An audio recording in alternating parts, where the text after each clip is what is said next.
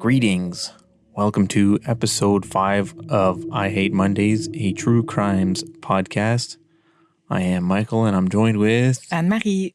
As you hear that, we are recording that the next day of Christmas. I hope you had a lovely time. If you're not celebrating Christmas, well, happy whatever you celebrate. Don't forget to follow us on Facebook, Instagram, TikTok.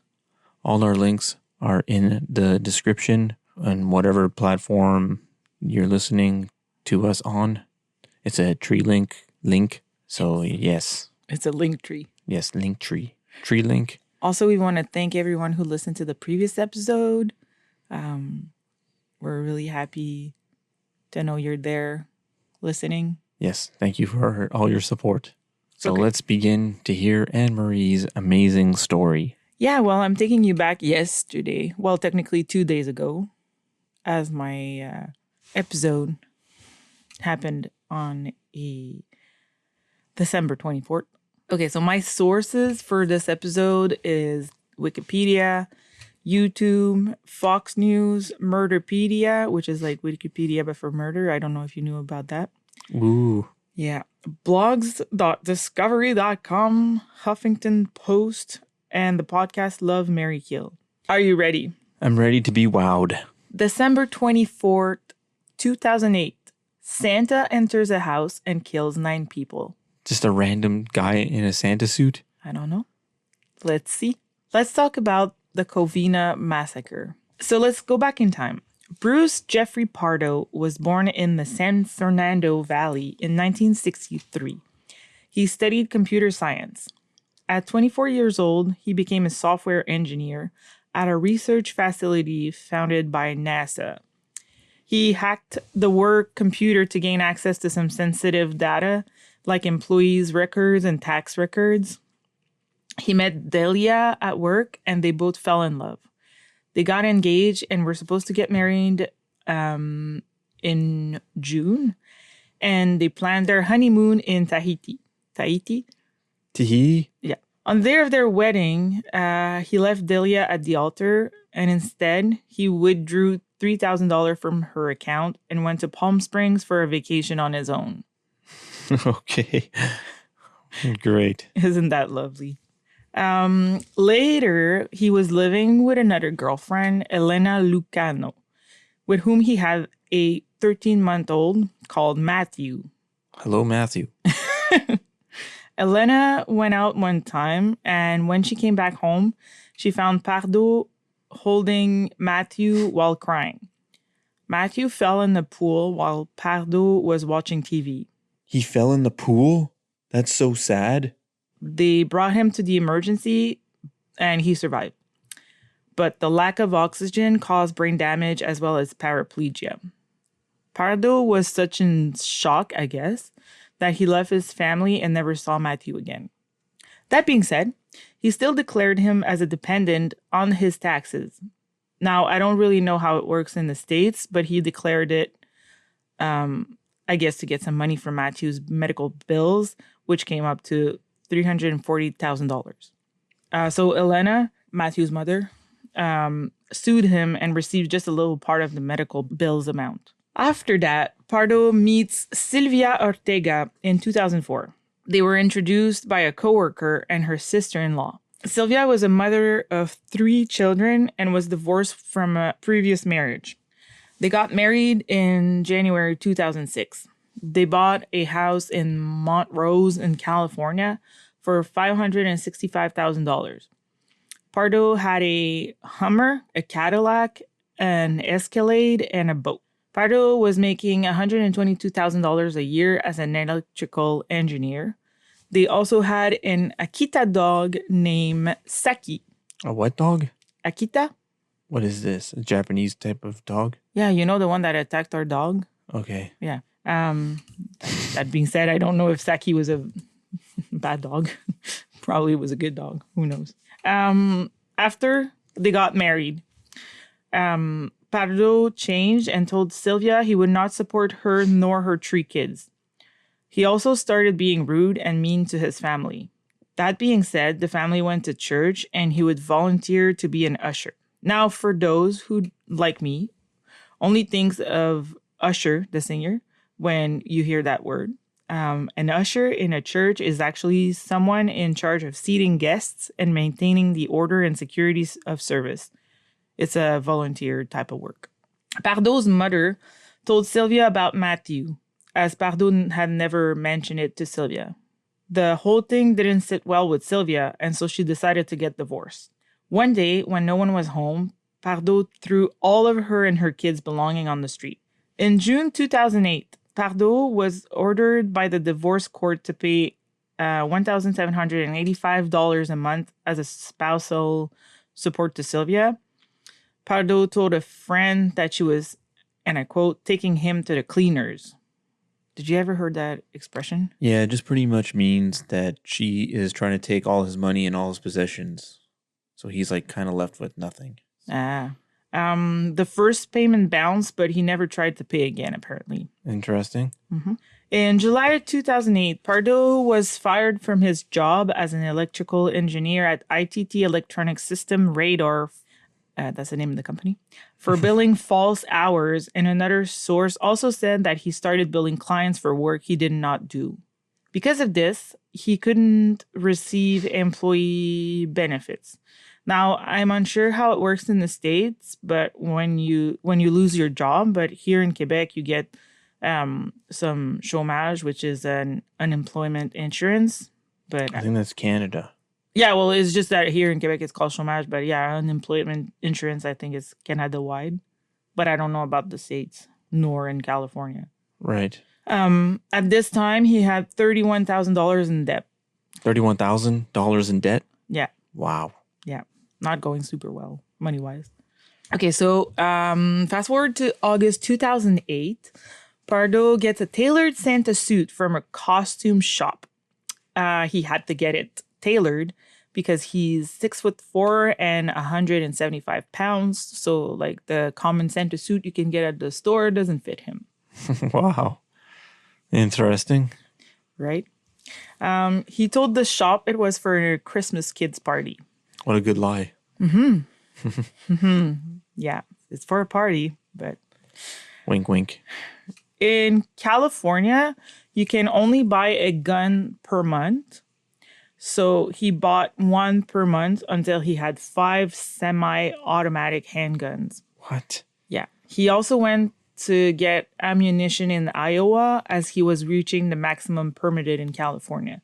Okay. Yeah. This is probably the first like gory, not super nice story of our podcast. So if that's not your jam, you can continue to listen. Okay. Because we like when you listen. And we like to hear your feedback. Okay, but if it's not your jam, please pass. No. Stay. Michael! Stay. Like, trigger warning, it's not cool. Okay. Okay, so on December 18, 2008, Pardo and Sylvia's divorce was final. As part of the divorce settlement, Pardo had to pay $10,000 to Sylvia. She got to keep the wedding ring as well as their dog Seki. And Pardo got to keep the house. A court declaration states that Pardo complained that Sylvia was living with her parents, not paying rent, and had spent lavishly on a luxury car, gambling trips to Las Vegas, meals at fine restaurants, massage, and golf lessons. This whole thing got Pardo spiraling even more. Because previously we talked about like him being depressed and stuff. Now it's just worse and worse. So as I just said, after the divorce, Sylvia, who was then 43, and her 3 children moved back with her parents, Joseph and Alicia Ortega. The house where they lived, they've been there for around 20 years. The parents' house. Okay, so the parents have been living there for 20 years. Yeah. Okay, so on Christmas Eve, the family was having a party with many family members. Some kids were playing video games while the adults were playing Texas Hold'em. In another part of town, Pardo has volunteered to be an usher at the midnight mass, but he didn't actually go. Instead, at 11:25 p.m., he gets to his in-laws at 1129 Northcrest in Covina, California. Now, this is the part where it gets not cool.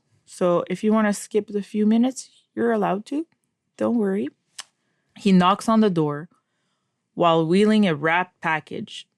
Seems like it was wrapped as a Christmas gift behind him. His 8-year-old niece, Katrina, answers the door, super happy to see Santa. A family friend would always show up as Santa, so it was pretty normal for her to see Santa at the door of her grandparents. So Pardo reaches under his suit and gets 2 guns out, and he shoots her in the face. The little girl, the niece. Little girl, the niece. Wow. But she was just wounded. She didn't die. He then starts firing at everyone crossing his path inside the house. He was targeting the closest family members to Sylvia. Family members ran under the table or broke windows to get out. Pardo ran out of bullets and then proceeded to open the package he had, and he unwrapped a lovely homemade flamethrower made out of 2 pressurized tanks. One tank was oxygen and the other one was auto racing fuel. What? Yeah. So he used it to spray the combustible vapor inside the house. There was 2 fireplaces that were lit. So when the gas got in contact with it, it struck an explosion. Apparently, the flames got as high as 50 to 80 feet high in the house. Oh my God. Yeah. Leticia, which was Sylvia's sister, accompanied by her 8-year-old daughter, Katrina, the one who got shot in the face, they ran to the neighbors 2 doors down to call the police. We will listen to the 911 call together. Covina 911. Yes, I'm on Northwest Avenue. I'm a homicidal guy, and he shot my little cousin right now. Okay, can you tell if there's anybody injured? Because we have fire department and officers en route. Hello. Hi. Please come immediately. Who's in your house? Immediately. Ma'am, is the guy in your house right now? We're having 2 houses down on the cookie site. Okay. Ma'am, hold on. Is he at your house? Yes, he's still shooting. What do you think his name is, Bruce? His name is Bruce Pardo. Okay, and who is he to you guys? Excuse me? Who is he to you? He's my ex-brother-in-law. They're going through a divorce right now. Okay. With my sister. Hold on 1 second, okay? I don't know who else is alive. I know, ma'am. Just stay on the phone with me, okay? My whole family, there's 30 people, 25 people. I know. It's okay. The officers are there. They're trying to get to you guys, okay? He came in through the entrance of the door, and there's a Santa Claus suit, and I didn't see them when he shot. I heard the shots, and they were like poppers, and I wasn't sure what it was, so everyone started panicking and running, so we all dove under the dining room. Some of us dove, some of us left. I don't know. My mom's house is on the... Ma'am, the fire department's there, okay? What's he wearing? What is he wearing, please? What is he wearing? Please tell me. My nephew, what is he wearing now? He changed his clothes from Santa Claus clothes. Okay, let me know what he's wearing. Black clothes. All black? He's on neighbor's doors. That's all we have. But I really want to acknowledge the work of the 911 operator, because she remained really calm with her. I think we're missing like the start of the call, because the officers were already there and the fire department were already there. So you can really hear the panic in her voice. She says that when the family heard the popping sound from like the gunfire, some members ducked under the dining table. She also tells the dispatch that her daughter has been shot in the face. She says that the guy is in the Santa suit. She tells the operator that it's Bruce Pardo, her ex brother-in-law. Like, she doesn't know where people are. Like, people duck under a table, some left, because she couldn't really see. Like, there was like major flames because of his flamethrower. Yeah. So it took 2 hours and 85 firefighters to take out the fire. 9 people were killed and 3 were wounded out of the 25 people who were attending the Christmas party at the Ortegas. The 3 wounded were Katrina, the 8-year-old niece that Pardo shot in the face, a 16-year-old girl shot in the back, and a 20-year-old woman who got a broken ankle from jumping out a second-floor window. Out of the dead victims, 3 were caused by gunshot, 4 died from a combination of gunshot wound and fire, and 2 others died from the fire alone. They were so burned that they needed to identify them through dental record. So, Damn. yeah. So here are their name, the name of the victims, the one that died. There was Sylvia Ortega Pardo, 43, Bruce Jeffrey Pardo's ex-wife, Alicia Ortega, 70, Sylvia's mother, Joseph Ortega, 80, Sylvia's father, Charles Ortega, 49, Sylvia's brother, Sherry Ortega, 45, Charles Ortega's wife, James Ortega, 51, Sylvia's brother, Ortega, 52, James Ortega's wife, Alicia Ortega Ortiz, 46, Sylvia's sister, and Michael Ortiz, 17, Alicia Ortiz's son. 13 kids were left orphaned after this. I am so deeply sorry for the victims. They didn't deserve what happened to them.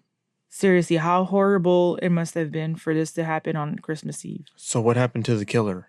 Hold on, we're getting to it. Oh, okay. Christmas is supposed to be a magical time, not a tragical and horrible time. Honestly, I just can't wrap my head around it. Because now they're scarred for life when Yep. Christmas rolls around. Yeah, pretty sad. Mm-hmm. We're gonna put photos also of the house, but it's been on Instagram and Facebook, but the house has been completely destroyed. And after that, people brought like flowers and plushies and stuff like as a memorial. It's like completely destroyed. It's so sad. Okay, so you want to know what happened to Pardo? Mm-hmm. So he left the Ortega house and he changed into his street clothes. As you can hear Leticia on the 911 call, he changed and then he put on black clothes.